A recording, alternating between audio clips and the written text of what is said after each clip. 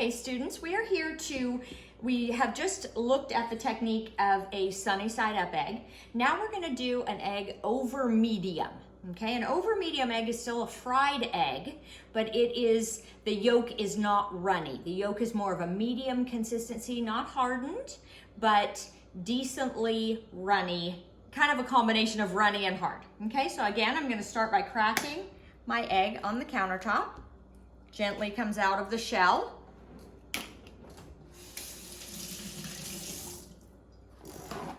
Okay, and now I'm going to add a generous pat of butter to the pan. And just like the sunny side up egg, what you want is about a half a tablespoon size of butter, nice and sizzling. Okay, as soon as it's sizzling hot, again, I'm on about a medium heat right here.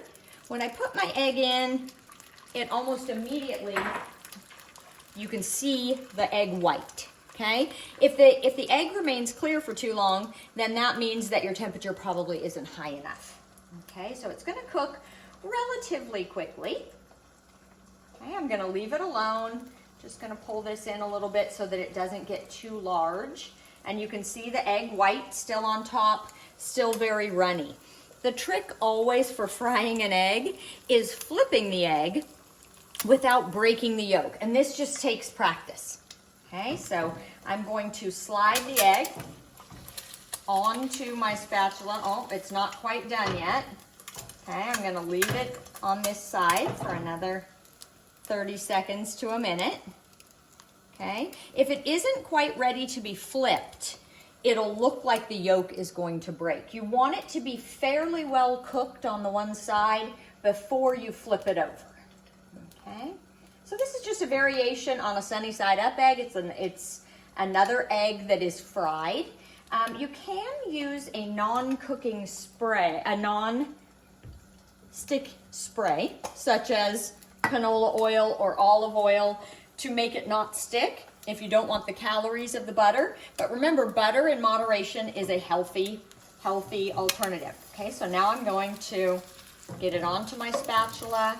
I'm going to flip it over. You'll notice that the side that I had against the pan is nice and golden brown. And then you want to be careful to not overcook it on the second side. If you don't overcook it on the second side, then the yolk will still have a little bit of runniness to it, with also a little bit of firmness to it. This is actually a really nice consistency if you're going to make egg McMuffins. Because in an egg McMuffin, if you're going to put it on an English muffin with ham or bacon or cheese, you do not want the yolk to be super runny, but you also don't want it to be a hard-boiled egg. Okay. Just going to watch that other side. The yolk is firming up just a little bit there. I'm going to leave that for another 30 seconds or so. And you can season an egg.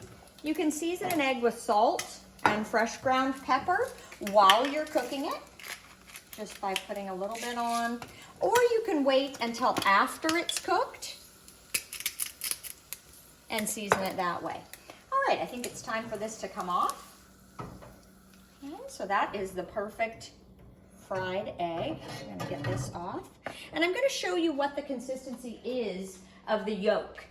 Again, depending on the length of time that you leave it onto the stove. If I left it longer, the yolk would be harder. Okay, at this point, the yolk is still, this would be kind of considered a soft fried egg because the yolk is still fairly runny with some areas where the yolk has hardened. Okay, if I wanted the yolk more firm, I just leave it a little bit longer on the heat. That's how you do a fried egg.